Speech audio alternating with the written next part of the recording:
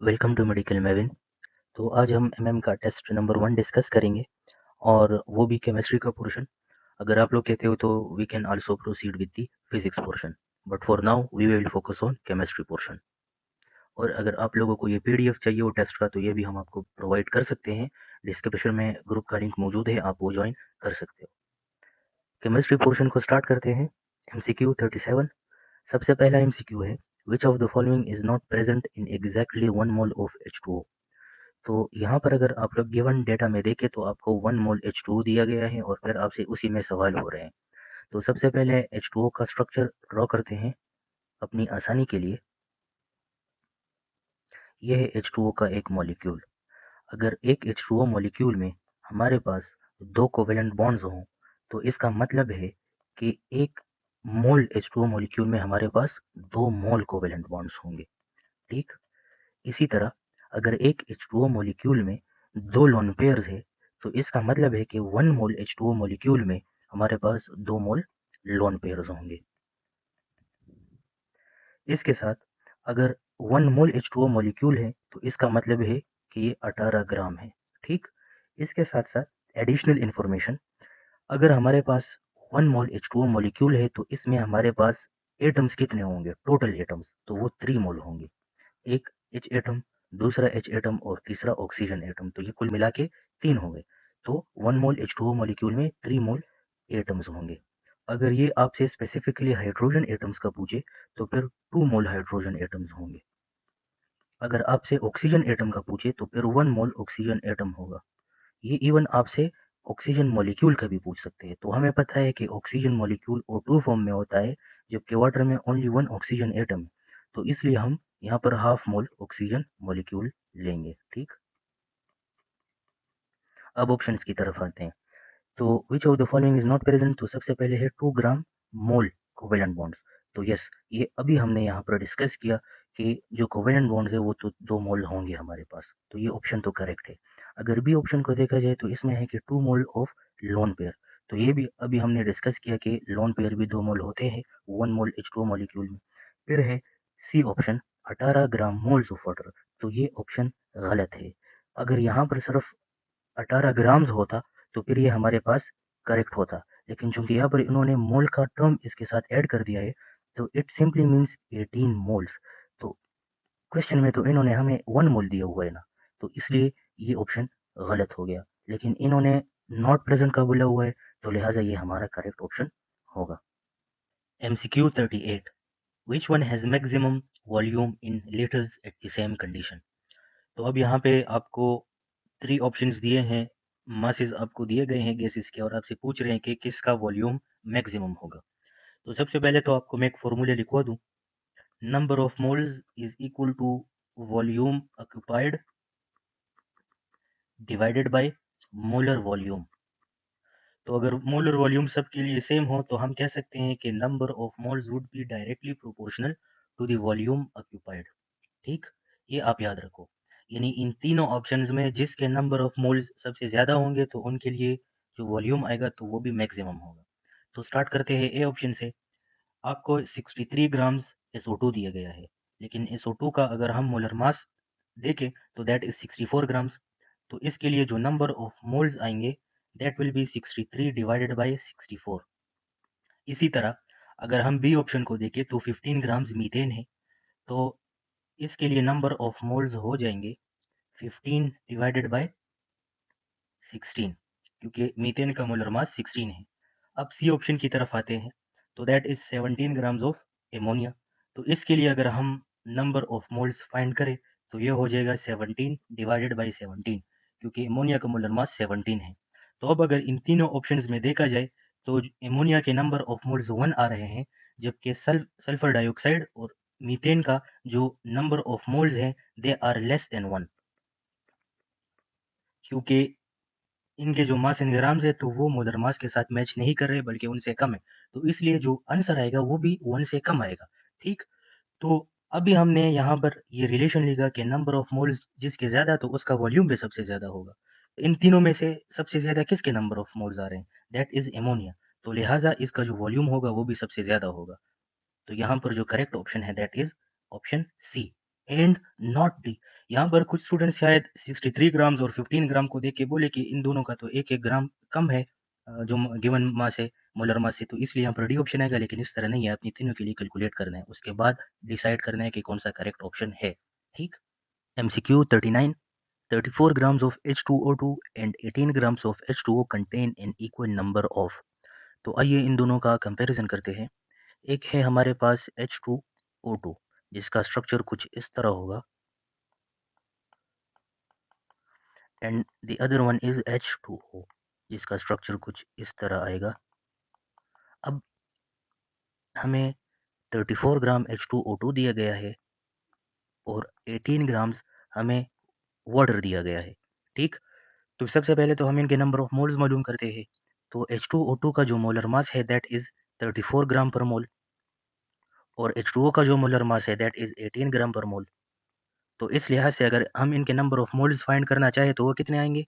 H2O2 भी 1 मोल आएगा और H2O भी 1 मोल आएगा। अब आते हैं बाकी चीज़ों की तरफ।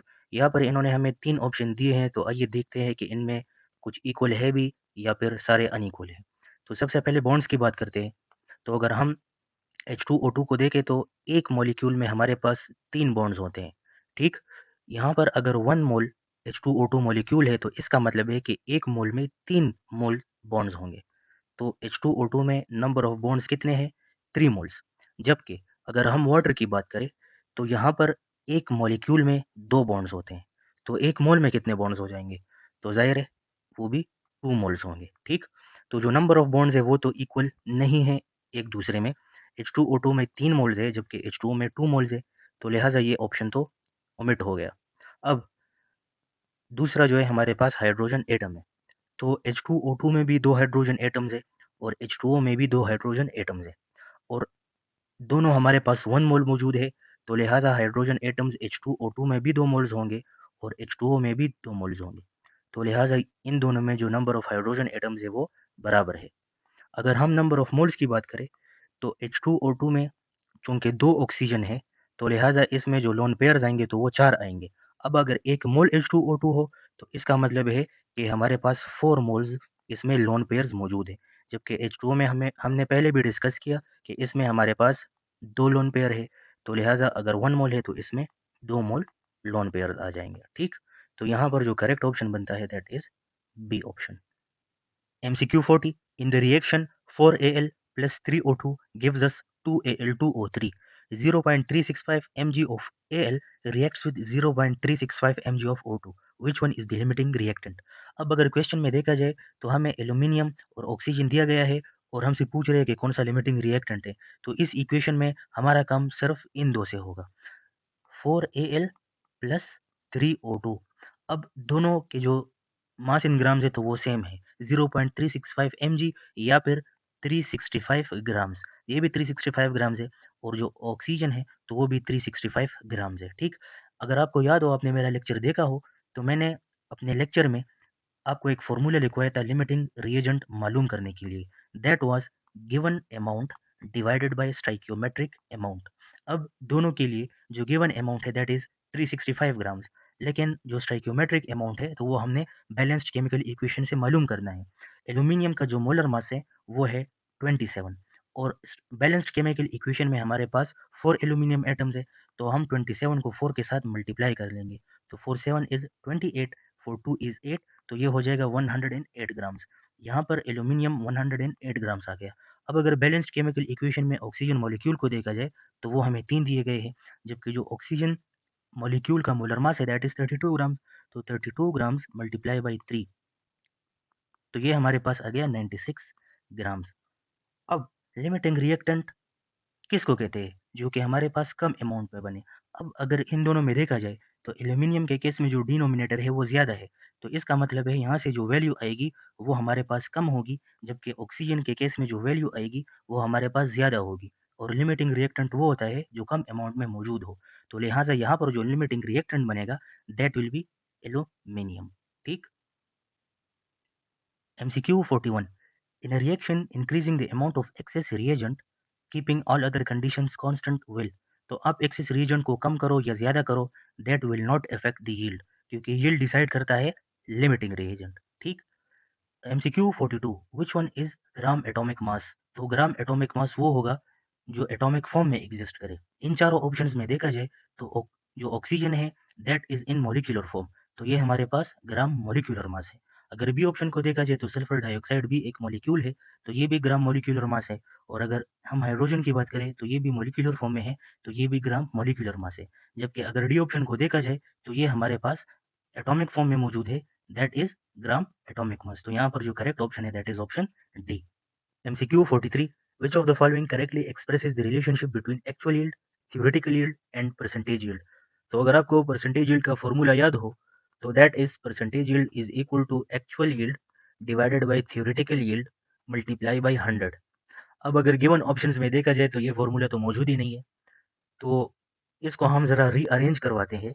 Actual yield is equal to percentage yield multiply by theoretical yield divided by 100। अगर हम ये फॉर्मूला देखें तो ये हमारे पास मौजूद है ऑप्शन बी में, तो लिहाजा ये हमारे पास करेक्ट ऑप्शन हो गया। MCQ 44 in the synthesis of ammonia the expected yield is 50 grams and the obtained yield is 40 grams, the percentage yield is।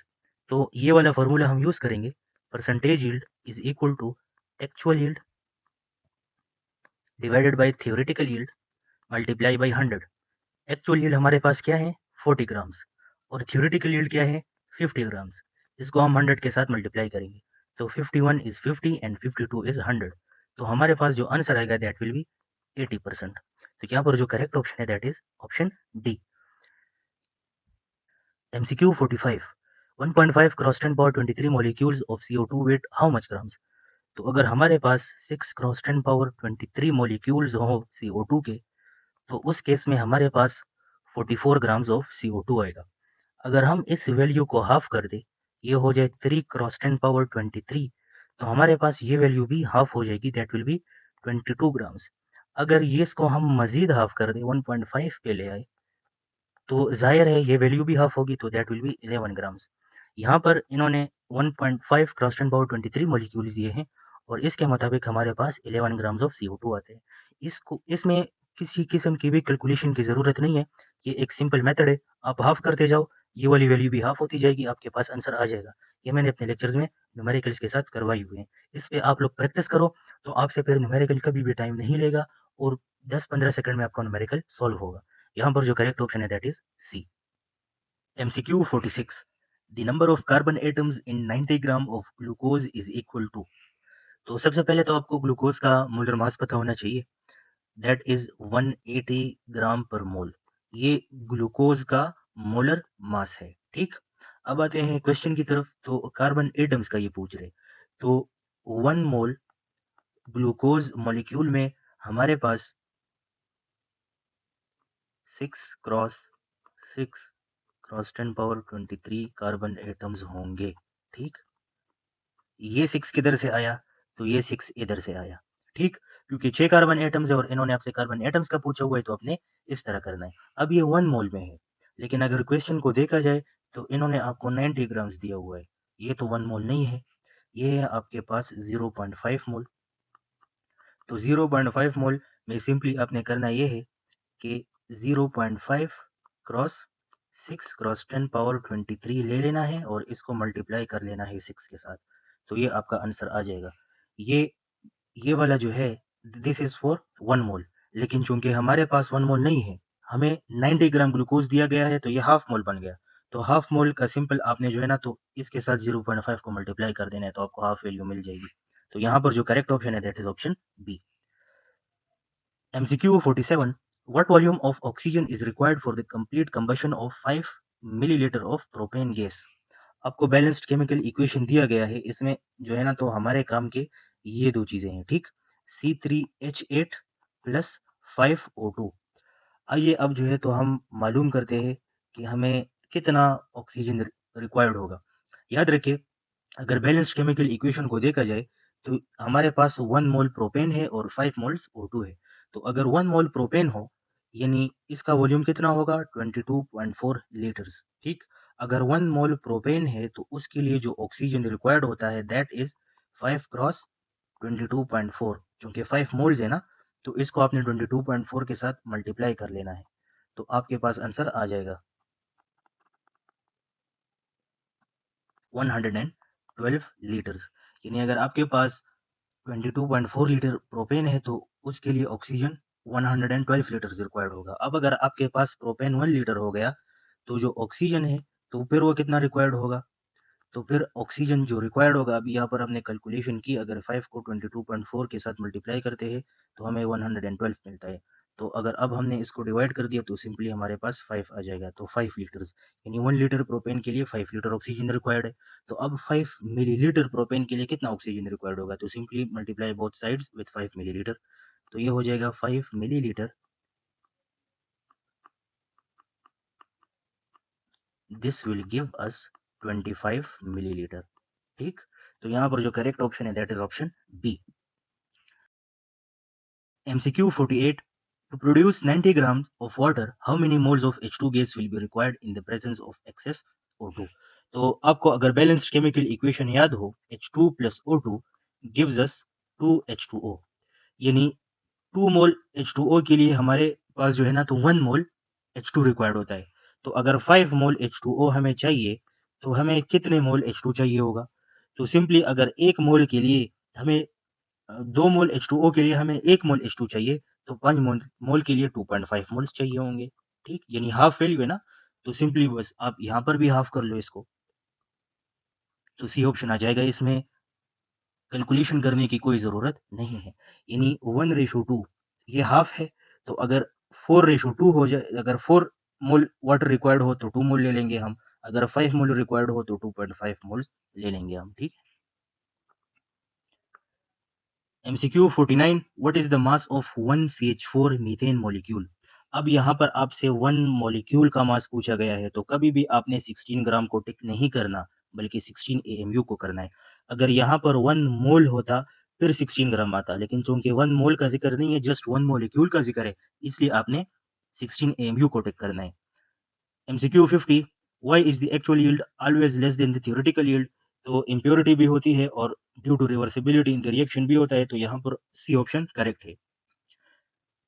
MCQ 51. The maximum number of electrons in a subshell is given by, तो यहाँ पर correct option होगा 2 × 2l+1, या फिर हम इसको 4l+2 भी लिख सकते हैं।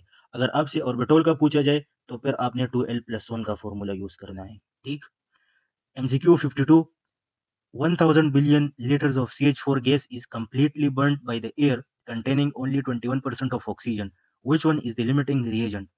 अब यहाँ पर ज्यादातर स्टूडेंट्स 1000 बिलियन लीटर्स और यहाँ पर ओनली 21% को देख के डायरेक्टली एज्यूम कर लेंगे कि यहाँ पर बी ऑप्शन आएगा, लेकिन इस तरह नहीं है। यहाँ पर इन्होंने कंप्लीटली बर्न का वर्ड यूज किया है कि यानी CH4 सारा का सारा बर्न हो गया है।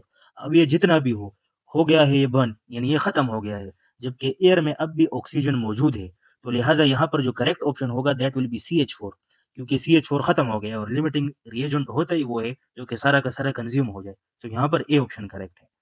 MCQ 53. The intensity of canal raise depend on, तो याद रखिए इनकी जो इंटेंसिटी है वो टेम्परेचर पर भी डिपेंड करती है, प्रेशर इनसाइड द ट्यूब पर भी, और नेचर ऑफ गैस पर तो करती ही करती है, तो यहाँ पर जो करेक्ट ऑप्शन होगा that will be all. MCQ 54. How many moles are in 0.1 moles of carbon dioxide, तो ये तो बहुत ही आसान है। अगर 1 मोल कार्बन डाइऑक्साइड हो तो उसमें हमारे पास कितने मॉलिक्यूल्स होंगे, 6.02 क्रॉस 10 पावर 23 मॉलिक्यूल्स। ठीक, तो अगर 0.1 मोल कार्बन डाइऑक्साइड हो जाए तो सिंपली 6.02 क्रॉस 10 पावर 22 मॉलिक्यूल्स हो जाएंगे, तो यहाँ पर जो करेक्ट ऑप्शन होगा that will B option A. MCQ 55. The electronic configuration 1s2, 2s1, 2px1, 2py1, 2pz1 represents, तो ये हमारे पास एक्साइटेड स्टेट को शो करता है। क्यों? बिकॉज ऑफ बाउ प्रिंसिपल कहता है कि सबसे पहले लोअर एनर्जी वाले ऑर्बिटल्स फिल होंगे, उसके बाद जो हायर एनर्जी वाले ऑर्बिटल्स है वो फिल होंगे।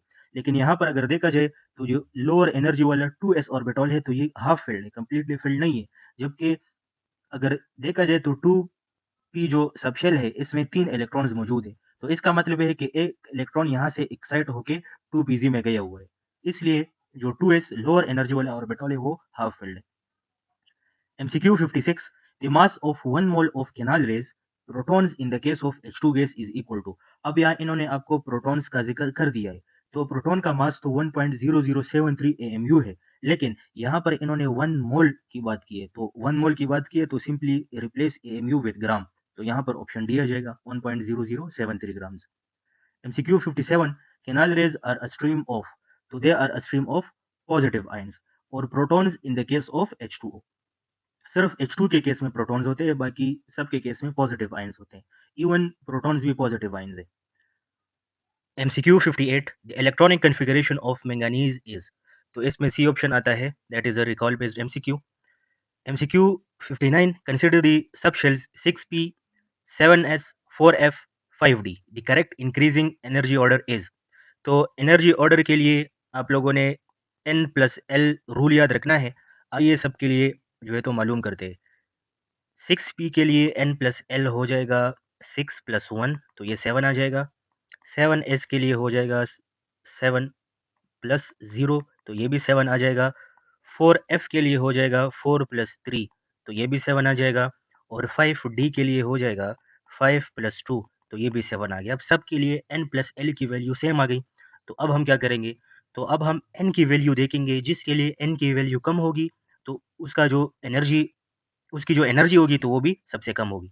तो यहाँ पर इन सब में अगर देखा जाए तो 4f है सबसे पहले, n की वैल्यू कम है 4 है, फिर उसके बाद 5d आता है एंड आफ्टर दैट 6p और लास्ट में 7s आता है। तो ये हमारे पास इंक्रीजिंग एनर्जी ऑर्डर है, यहाँ पर हमारे पास ए ऑप्शन करेक्ट है। MCQ 60, how many fully filled orbitals can have a magnetic quantum number m is equal to 0 in an argon atom। तो एटॉमिक नंबर इसका 18 है, तो आइए इसकी इलेक्ट्रॉनिक कन्फिगरेशन देखते हैं और फिर डिसाइड करेंगे कि कितने फुली फिल्ड ऑर्बिटल्स होंगे जिनका मैग्नेटिक क्वांटम नंबर 0 के बराबर होगा। 1s2 2s2 2p6 3s2 3p6, तो ये 18 के 18 इलेक्ट्रॉन्स एकमोडेट हो गए। अब m इज इक्वल टू 0 कब होगा, जब हमारे पास s ऑर्बिटल होगा। तो यहाँ पर ये 1 हो गया, ये 2 हो गए और ये 3 हो गए, यानी हमारे पास 3 फुली फिल्ड ऑर्बिटल्स होंगे जिनका quantum number, magnetic quantum number 0 के बराबर होगा आर्गॉन एटम में। ठीक, तो यहाँ पर बी ऑप्शन करेक्ट है। MCQ 61, which of the following sets of quantum numbers is not allowed। तो याद रखिए क्वांटम नंबर्स के लिए कि n की वैल्यू हमेशा l से ज़्यादा होगी और जो l है वो या तो बराबर होगा और या ज़्यादा होगा m से। ठीक, ये दो रूल्स आप याद रखिए। तो सबसे पहले ऑप्शन में अगर देखा जाए तो n और l बराबर है, जबकि ऐसा पॉसिबल नहीं, n हमेशा l से ज़्यादा होगा, लिहाजा ये ऑप्शन खत्म हुआ। बी में अगर देखा जाए तो 5 n इज इक्वल टू 5 और l इज इक्वल टू 4, यहाँ तो मामला सेट है।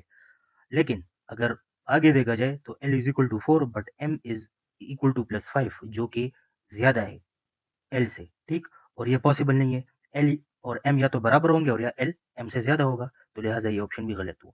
तो यहाँ पर जो करेक्ट ऑप्शन बनेगा that will be both A and B. MCQ 62, which of the following sets contain only non-axial orbitals। याद रखिए नॉन एक्सियल ऑर्बिटल्स वो होते हैं जो कि किसी प्लेन में लाई नहीं करते। तो यहाँ पर जो हमारे पास करेक्ट ऑप्शन आएगा that will B A, DYZ DXY and DZX, ये हमारे पास प्लेन्स के बीच में लाई करते हैं, उनमें अंदर लाई नहीं करते। ठीक, MCQ 63, a photon of ultraviolet light and a photon of microwave radiation are traveling through a vacuum, which property do they equally share equally। तो याद रखिए अगर फोटोन है तो चाहे फिर वो अल्ट्रावायलेट का हो या फिर वो माइक्रोवेव का हो या फिर वो गामा रेस का हो, जिसका भी हो, तो हर एक की जो मैग्नीट्यूड ऑफ वेलोसिटी है तो वो बराबर होगी, लिहाजा यहाँ पर बी ऑप्शन आता है। MCQ 64, which quantum number is sufficient on its own to directly calculate the total number of orbitals present within a given electron shell। तो ये हमारे पास प्रिंसिपल क्वांटम नंबर आता है जो n से डिनोट किया जाता है, और n स्क्वायर हमें जो है तो total number of orbitals in a given electron shell देता है, तो इसलिए जो प्रिंसिपल क्वांटम नंबर है that is sufficient for that. MCQ 65, in which specific subshell does the highest energy valence electron of a ground state gallium atom reside। अच्छा, gallium जो है ना तो ग्रुप नंबर 4 का बंदा है। ठीक, तो इसका मतलब है एक तो ये p ब्लॉक एलिमेंट्स में आता है और दूसरा ये ग्रुप नंबर 4 का एलिमेंट है, तो इसका मतलब हुआ कि जो इसका लास्ट इलेक्ट्रॉन जाएगा वो p ऑर्बिटल में जाएगा और फोर्थ p ऑर्बिटल में जाएगा। अगर गिवन ऑप्शन में देखा जाए तो 4p मौजूद है, लिहाजा ये हमारे पास करेक्ट ऑप्शन है। इसमें किसी भी कैलकुलेशन या किसी और चीज़ की ज़रूरत नहीं है। MCQ 66. How many magnetic quantum number values are possible for a subshell with an azimuthal quantum number equal to 3? तो इसके लिए तो सिंपल फॉर्मूला है 2l प्लस 1। तो l की वैल्यू हमें 3 दी गई है, तो 2 इंटू 3 प्लस 1, तो ये हमारे पास बराबर हो जाएगा 7 के। यहाँ पर जो करेक्ट ऑप्शन है that is 7। MCQ 67. What is the total number of possible values for the azimuthal quantum number when the principal quantum number n is equal to 5? अगर n is equal to 5 है तो याद रखिए कि जो n की value होगी उतनी ही हमारे पास जो है तो सब शेल्स मौजूद होंगे। ठीक है, उस शेल की बात कर रहा हूँ मैं, पूरे एटम की नहीं।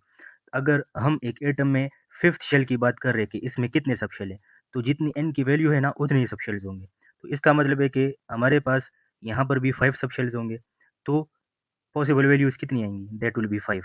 कौन कौन सी? 0, 1, 2, 3 एंड 4, ये 5 वैल्यूज आएंगी, यानी S, P, D, F and another subshell. ठीक, ये आपने याद रखना है।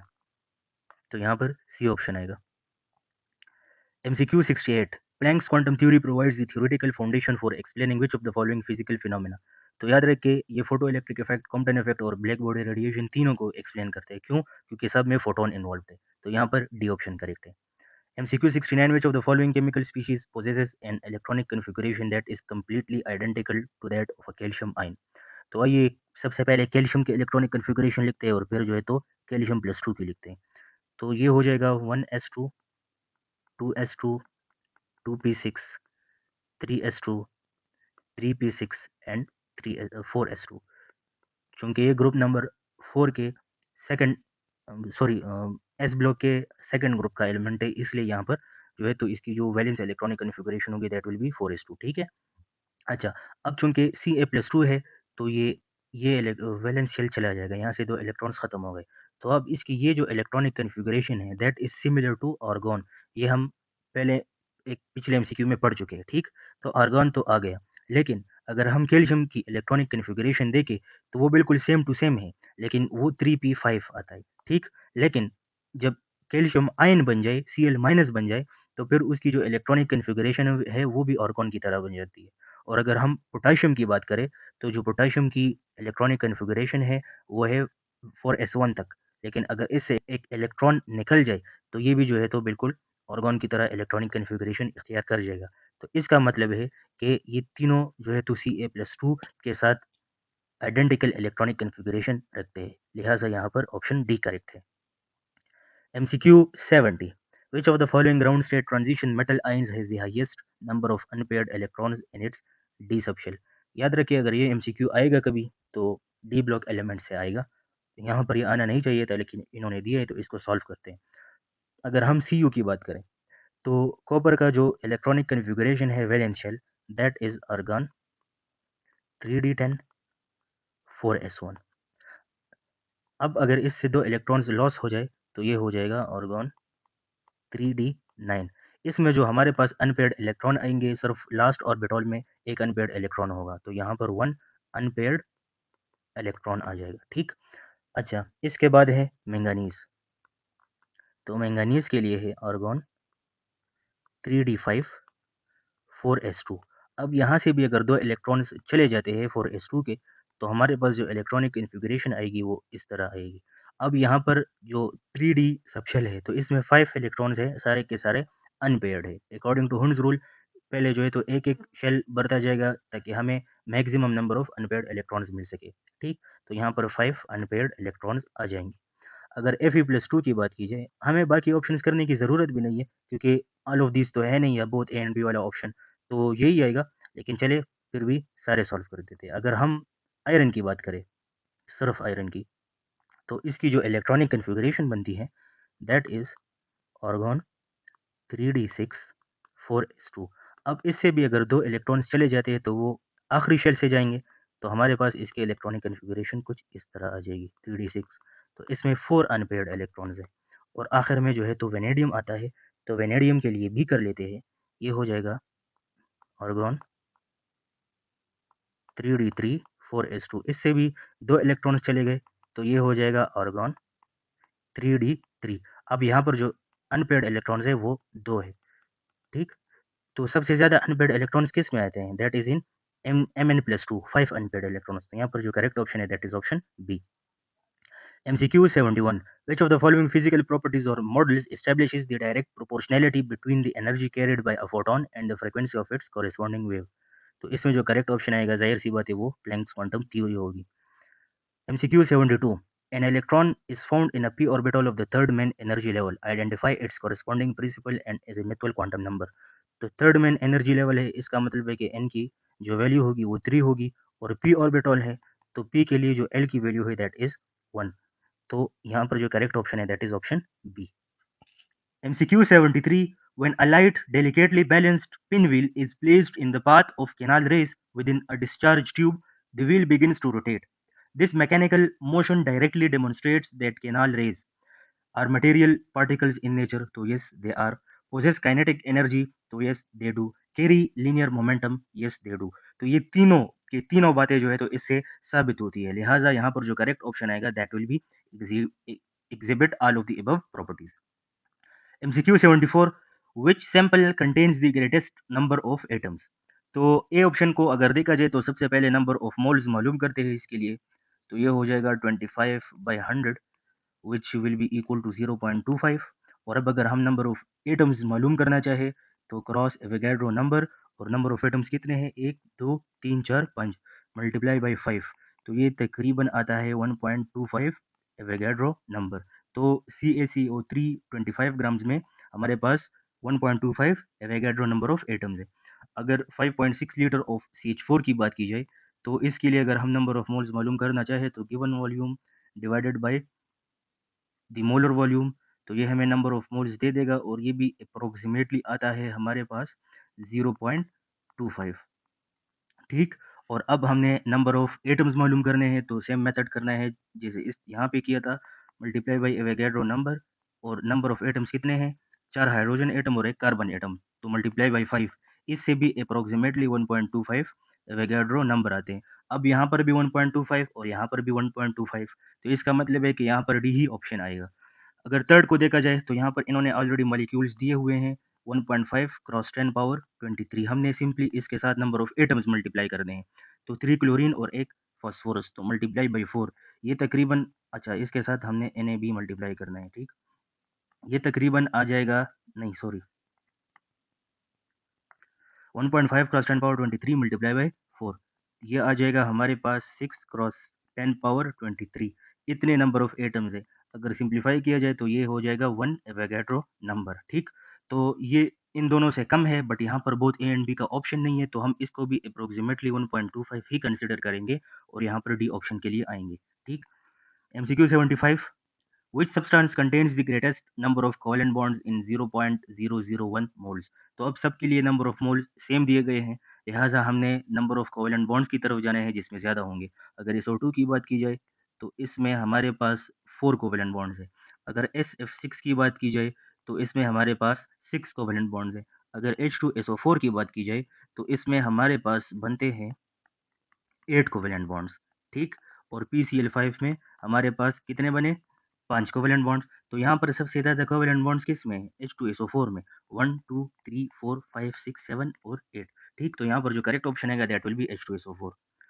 MCQ 76. If 30 moles of each reagent H2 and N2 are taken and allowed to react according to the equation 3H2 plus N2 gives us 2NH3, how many moles of ammonia will be produced?